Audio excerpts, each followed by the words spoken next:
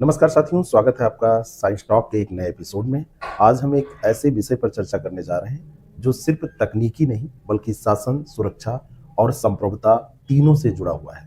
पिछले कुछ महीनों में आपने सुना होगा कि कई सरकारी अधिकारी, विभाग और नीति निर्माता अब अपने दैनिक काम में जनरेटिव एआई टूल्स जैसे चैट जीपीटी या डीपसीक का इस्तेमाल करने लगे हैं।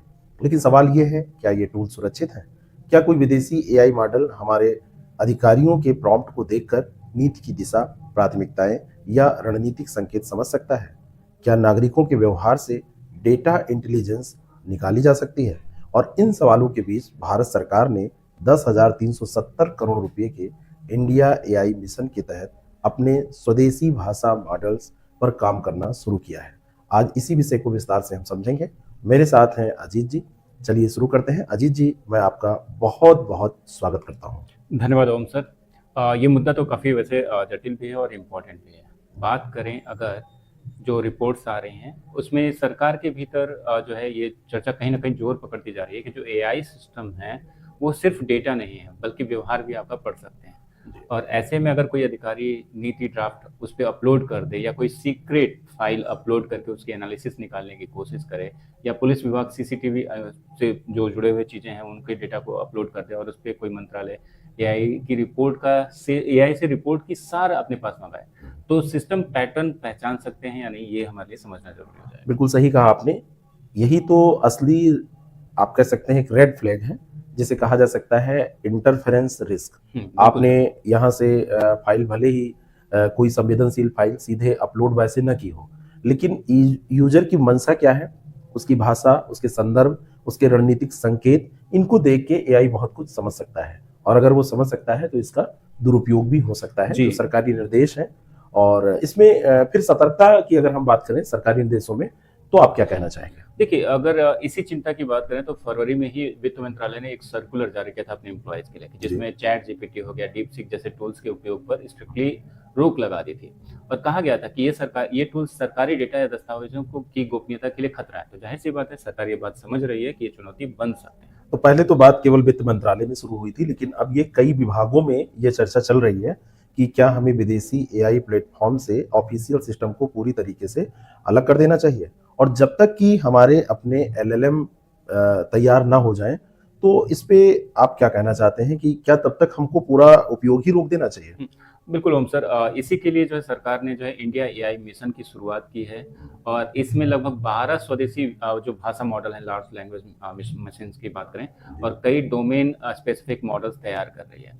बेंगलुरु में एक सर्वम करके स्टार्टअप है, इस साल के अंत तक माना जा रहा है कि वो मॉडल लाने जा रही है, जिसमें गवर्नेंस और पब्लिक सेक्टर जैसे जो यूजर्स हैं उनके लिए विशेष तौर पर उसे तैयार किया जाएगा, यानी कि गोपनीयता और सरकारी जो व्यवस्था है उनको सुरक्षित रखने के प्रयास किए। यानी कि भारत अब अपना एआई डेवलप कर रहा है, अपना एआई में आत्मनिर्भरता की तरफ कदम उठा चुका है। यानी हमारा उद्देश्य है कि हमारी जो शासन संबंधी कार्य हैं, नीतियां हैं, हमारी सुरक्षा से जुड़ा जो डेटा है वो भारत में ही रहे और भारतीय एआई मॉडल उसे संभाले। लेकिन यहाँ पर एक मुद्दा ये बनता है कि हम जिस पर एआई का उपयोग करते हैं, यानी कि इंटरनेट के भरोसे वो इस्तेमाल करते हैं, हम सिस्टम पे यूज करते हैं, तो वहाँ पर कई बार सारे लोग इसको फिल्टर कर पाए कि ये भारतीय एलएलएम का, लार्ज लैंग्वेज मॉडल का यूज कर रहा है या ये अलग का कर रहा है, तो ये कैसे डिफाइन होगा आगे?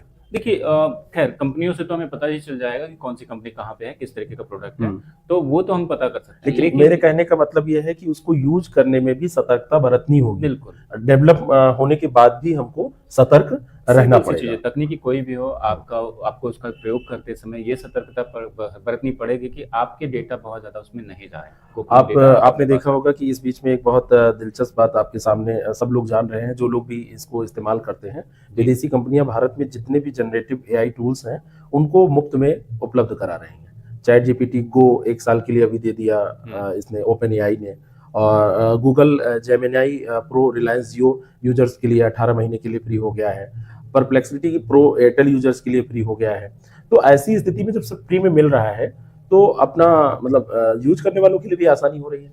देखिए, सच बताएं तो यहीं पे सबसे बड़ा सवाल खड़ा होता है जी, फ्री की असली कीमत कैसे थी? की जाएगी। फ्री में आपको चीज मिल रही है तो इसका मतलब ये तो नहीं कि एआई या चैट जीपीटी या फिर जो है परप्लेक्सिटी या जेमिनी को जो है अपने रिसोर्सेज खर्च नहीं करने पड़े, उसका मैनेजमेंट है, उसके लिए एनर्जी है, उसका डेटा प्रबंधन है, ये सब कुछ तो कर रहे हैं। तो बहुत उसकी बड़े सुपर कॉस्टिंग कहीं ना कंप्यूटर कहीं काम से आ रही करते है, हैं बिल्कुल। उसके पीछे। तो उसके पीछे कॉस्ट जो आ रही है वो कहीं ना कहीं आएगी, और वो कैसे निकलेगा अब ये सोचने वाली बात है। यानी अब जब हम अपनी चीजों का यूज करें, जैसे सपोज करिए कि कोई बच्चा है वो चैट जीपीटी यूज कर रहा है और किसी क्वेश्चन का आंसर लेने के लिए उसने अपनी एक कोई नोट्स वहां पे सबमिट की या अपलोड कर दी, या फिर कोई बुक का कंटेंट उसने अपलोड किया, तो चैट जीपीटी के पास डेटा फ्री में मिला, वो प्रॉम्प्टिंग मिली कि मुझे इस क्वेश्चन का आंसर चाहिए। अगर वो आंसर गलत हुआ तो ट्रेन कौन कर रहा है? वही व्यक्ति कि नहीं भाई मैं इस आंसर से सेटिस्फाइड नहीं हूं, मुझे इससे थोड़ा सा और इंप्रूव दो, इसमें ये सारी चीजें शामिल करो। बिल्कुल, तो यानी आप उसकी एआई को ट्रेन कर रहे हैं। दूसरी चीज यहाँ पे आता है कि बाजारवाद। ठीक है, बाजारवाद है, चूंकि भारत सबसे बड़े बाजारों में से एक है इस तरीके की तकनीकी के लिए। जी। सबसे बड़ी बात है युवा है, युवा उसके सबसे बाद ज्यादा है। हम सॉफ्टवेयर टेक्नोलॉजी में एक बहुत बड़ी स्किल के तौर पे जाने जाते हैं। तो ऐसे में अगर हमारे यहाँ इसका उपयोग बढ़ता है तो निस्संदेह उनको लाभ होगा। तो एडिक्शन की तरह या उनको फ्री में देना, फ्री, और उसके बाद सारी चीजों को करना। कोई भी प्लेटफॉर्म जब हम यूज करते हैं तो कम से कम उसमें अपना फोन नंबर, ईमेल आईडी तो डालते ही हैं। जी बिल्कुल। और हमारा फोन नंबर और ईमेल आईडी अपने आप में एक डेटा का भंडार है। जी हाँ। जैसे अगर हम गूगल लोकेशन की बात करें, गूगल मैप ओपन करने का कोई पैसे नहीं लेता। आपको कहीं जाना है, आपने तुरंत उसमें सर्च में डाल दिया, आप चले गए। लेकिन जैसे आपने सर्च किया, आप जा रहे हैं, फिर ईमेल आईडी के जरिए गूगल जान रहा है कि आप कहाँ कहाँ रुक रहे हैं, क्या खा रहे हैं, क्या शॉपिंग कर रहे हैं, कहाँ पे आपने होटल बुक किया है, कहाँ पर आपने कौन सी चीज शॉपिंग की, पेमेंट किया, तो वो भी आपके मेल पे ही आ रहा है पेमेंट का वो। जी हाँ, और किस फर्म को पेमेंट किया है, ये सारी चीजें आ रही हैं। सर ये जो आपने बताया है डेटा नियंत्रण की जो बात है, इसमें एक बहुत महत्वपूर्ण चीज आपको बताता हूँ। जी। हम लोग तो मान लीजिए फिर भी कि हम लोग बहुत सारी परमिशन हटा देते हैं फोन से कि गूगल हाँ। को ये परमिशन नहीं देना, वो परमिशन नहीं देना। लेकिन जो सामान्य नागरिक है वो जब अपना फोन यूज करता है, जब ईमेल आईडी अपनी बनाता है और उसमें लॉगिन करता है पहली बार फोन में, तो ऑटोमेटिकली वो सारे एक्सेस दिए होता है। हाँ। अब उस एक्सेस के थ्रू अगर वो कहीं जाना है, उसने रेलवे का टिकट बुक किया है, उस टिकट के बारे में कैलेंडर आपको इन्फॉर्म करता है कि भाई आप जो है तैयार हो जाइए, आपको यहाँ पे जाना है। बहुत अच्छी चीज है, लेकिन आपका डेटा तो उसके पास है, आपने आपसे बिना पूछे वो डेटा ले रहा है। तो ऐसे स्थिति में आप क्या खा रहे हैं, क्या पहन रहे हैं, क्या सोच रहे हैं, भी बात जा रही है। सबसे बड़ी बात है, कई बार हम कहीं निकलते हैं तो घर के भी सारे लोगों को नहीं बताते हैं, लेकिन गूगल को पता होता है। बिल्कुल। कि हम कहाँ जाएंगे, कितनी देर तक कहाँ रुकेंगे, इसका कैलकुलेशन हम नहीं दे सकते। कि अगर हमसे कोई पूछे कि आप उस चौराहे पे कितनी देर रुके थे, या फला होटल में आपने कितनी देर बैठ के खाना खाया, तो हमें याद नहीं होता। इसका एक बहुत अच्छा उदाहरण मुझे याद आ रहा है। यूरोप के किसी कंट्री में एक लेडी ने किसी जो है मतलब अगर कहें तो चैट ऐप पे, जहाँ पे मतलब जो है अपने लिए जीवन साथी ढूंढा जा सकता है, ऐसे किसी चैट पे वो 1 या 2 दिन के लिए उसने लॉग इन किया। उस 1 या 2 दिन के बारे में जब उसने वापस अपना डेटा मांगा वहां से कंपनी से, तो उसे हैरानी हुई कि उसे वो तक नहीं पता था चीजें जो उस कंपनी को पता थी। तो ये होता है डेटा का पूरा यानी कि डेटा तो यूजर का है जी, लेकिन नियंत्रण यूजर के पास ना होकर के कहीं और है। और कहीं और में भी अगर वो कोई विदेशी कंपनी है तो ज्यादा चुनौती बनती है। तो हमारे प्रधानमंत्री जी ने हाल ही में एक सचिवों की बैठक की है और उसमें जोर देकर कहा है कि हम अपने डिजिटल प्लेटफॉर्म खुद तैयार करें, हमको बनाने होंगे, न सिर्फ पेमेंट, न सिर्फ आईडी में, बल्कि ज्ञान और संचार के क्षेत्र में भी हमको ये कार्य करने होंगे। जी बिल्कुल। और जैसे गूगल पे का हम इस्तेमाल करते हैं, गूगल पे गूगल का ही है। जी हाँ। तो उनका सारे हमारे इकोनॉमिक जो डेटाज हैं वो भी सब जाते हैं। बिल्कुल। तो आगे इसमें क्या होगा सर? इसी का जो परिणाम अगर देखिएगा तो अचानक से जोहो का उभरना ये नॉर्मल बात नहीं थी। जो आईटी मिनिस्टर हमारे अश्विनी वैष्णव ने जोहो के जो ऑफिस सूट को जो यूज करना शुरू किया, उसके बाद अमित शाह ने जो है अपना आधिकारिक मेल जोहो मेल पर स्थानांतरित किया, और इसके साथ लोगों ने भी 1 करोड़ से ज्यादा लोगों ने अरटाई ऐप जो सोशल मीडिया ऐप जो है यूज किया चैट के लिए। तो ये बहुत बड़ी चीज है, और मेक इन इंडिया से बढ़ करके अब हमें think in India, secure in India की दिशा में कदम बढ़ाने की जरूरत है। यानी कि अब हमको जो सोचना है वो भी सोच भी इंडियन ही होनी चाहिए। बिल्कुल, है ना। हमको सोचने से लेके बनाने तक सब कुछ इंडियन पे निर्भर करना होगा। हाँ, तभी हमारा देश सुरक्षित है, तभी और सुरक्षित हम भी है, आगे विकसित हो सकते हैं। यानी आईटी मंत्रालय की अभी उप समिति ने बुधवार को अपनी एक रिपोर्ट दी है जिसमें उन्होंने कहा है कि India specific risk assessment framework बनना चाहिए, ताकि किसी भी एआई सिस्टम से जुड़े जो वास्तविक खतरे हैं उनको मापा भी जा सके। यानी कि अगर एक स्पेसिफिक रिस्क असेसमेंट फ्रेमवर्क होगा तभी हम समझ पाएंगे। तो अगर हम समझ गए तभी हम उसका निराकरण भी कर सकते हैं। सर उसी समिति की जो आप बात करें तो उसने एक और खास बात कही है कि एआई को गवर्न करने के लिए होल ऑफ गवर्नमेंट अप्रोच अपनानी होगी। यानी कि केवल एक मंत्रालय, दो मंत्रालय या सभी अलग अलग ना हो, बल्कि सभी मंत्रालय और नियामक संस्थाएं एक साथ मिलकर के और एक नीति पे काम करेंगी, तब उसकी सफलता बेहतर होगी। तभी बेहतर हो पाई। केवल ये मामला आईटी का नहीं है कि हमने आईटी को दे दिया कि आपका ये मामला है, या विज्ञान का नहीं है, साइंस एंड टेक्नोलॉजी का मामला नहीं है, क्योंकि यूज तो उसको समाज कल्याण मंत्रालय भी, महिला विकास मंत्रालय भी कर रहा है, रक्षा मंत्रालय भी कर रहा है। जी हाँ। और सबसे सरल बात यह है कि एक एआई सॉफ्टवेयर, एक कोई जनरेटिव एआई टूल्स कम से कम एक लोगों के द्वारा चला के 10 लोगों का काम कर सकता है। ये हम लोग भी यूज करते हैं, हम लोग जानते हैं। तो अगर 10 लोगों का काम कर सकता है तो हमारे श्रम की बचत होती है, दूसरे रूप में कहें तो पैसे की बचत होती है, एक्यूरेसी भी होती है। तो सारे मंत्रालय इसको यूज करते हैं। तो सारे मंत्रालय, सारे विभाग, सारे कर्मचारी जब इस पे अवेयर होंगे तो एआई को रोकना ही समाधान नहीं है, क्योंकि एआई को अगर हम रोक देंगे तो हमारे काम लेट लतीफिस होने लगेंगे और एआई को रोकने से हमारे खर्चे बढ़ेंगे।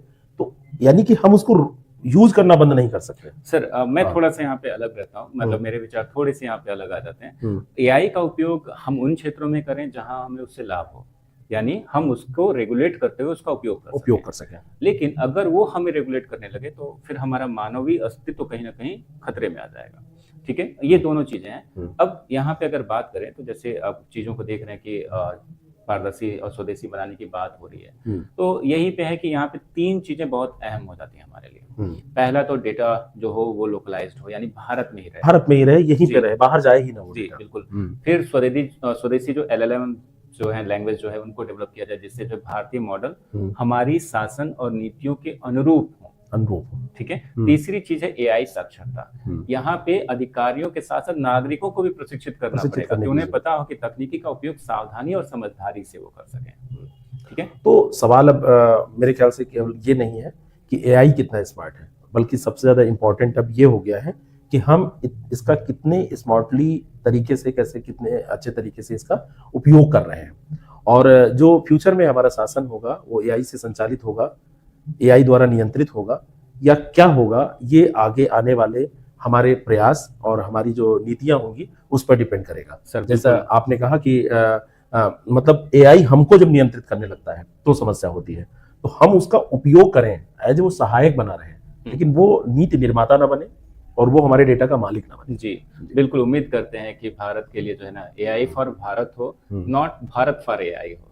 ये बहुत कॉन्सेप्ट जरूरी है जिसको हम समझ सकते हैं और जिसका हम उपयोग करके अपनी चीजों को बेहतर कर सकते हैं। यूपीएससी के लिए एक ये निबंध का टॉपिक बहुत इंपॉर्टेंट हो सकता है कि एआई का भविष्य और हमारी शासन, हमारी जो सुरक्षा है, डेटा सुरक्षा, इस पर जीएस में भी सवाल बन सकता है, एसए में भी सवाल बन सकता है। और साथ साथ में अगर कोई इंटरव्यू देने जा रहे हैं और उस समय मुद्दा उठा है तो तब तो पूछा ही जा सकता है। और मुझे लगता है कि अब एआई एक ऐसी चीज है कि इंटरव्यू बोर्ड में जो मेंबर बैठे होंगे वो भी कहीं ना कहीं एआई की मदद से अपना क्वेश्चनर तैयार कर सकते हैं। तो एआई तो चर्चा में हमेशा बना ही रहेगा। एआई व्यवहारिक हो चुका है, यानी कि वो समाज का हिस्सा बनने से उस तकनीक को कोई रोक नहीं सकता। अब बस उसके उपयोग के सही तरीके की बात है कि कितना सही तरीका आप उसका इजाद करते हैं, कितने उसके अच्छे रूल्स एंड रेगुलेशन, यानी कि एक तरीके से मानक बनाते हैं कि उसका उपयोग किन चीजों में होना चाहिए और किन चीजों में नहीं होना चाहिए।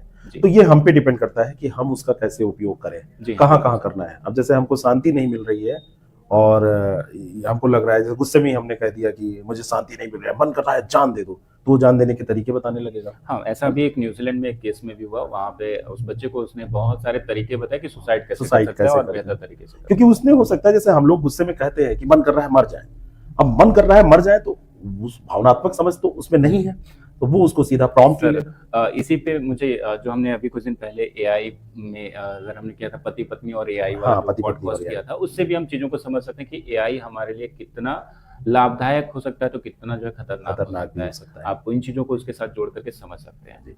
तो आपका बहुत बहुत धन्यवाद, आपने इस पे विचार व्यक्त किए और हम फिर मिलेंगे एक नए एपिसोड के साथ। आप हमसे जुड़े रहें और इससे लाभान्वित होते रहें। और आपको जहां पर भी लगता है कि कुछ इसमें नया होना चाहिए, कुछ चीजें और शामिल होनी चाहिए, तो हम भी सीख ही रहे हैं एआई की ही तरह। अपना हम ये एक मॉडल डेवलप कर रहे हैं, तो आप अपने विचार भी प्रस्तुत कर सकते हैं, अपने विचार कमेंट सेक्शन में डाल सकते हैं। इसको देखने के लिए, प्यार जताने के लिए, लाइक का बटन दबाने के लिए आपको बहुत बहुत धन्यवाद।